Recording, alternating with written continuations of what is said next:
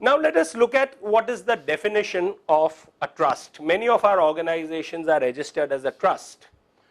Now there is section 3 of the Indian Trust Act of 1882. Look at the vintage of some of these acts. Now why am I quoting the Indian Trust Act when many of us in Maharashtra are governed by the Bombay Public Trust Act? Because these are some of the curiosities of the law. The term trust or trustee is nowhere defined under the Bombay Public Trust Act of 1950. It's an omission. So what do we do in law when you don't have it in the primary law? You go to a related law. So you draw the inference from that. Incidentally, the Indian Trust Act applies to private trusts, not to public trusts. Private meaning trusts that are created for benefit of family members or employees of certain organizations. Sometimes you even create provident fund trusts.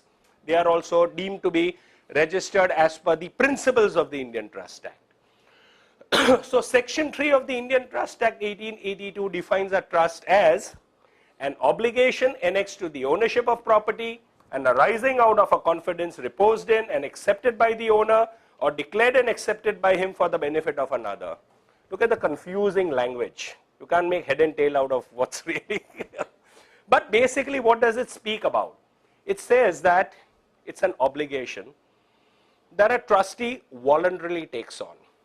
It says it is annexed to the ownership of property. Now the lay person, whenever they think of property, they think in terms of lands, buildings, but property can be a sum of money. Let us say you create a trust with a sum of 500 rupees. It becomes the property of your trust. So property can be movable or immovable.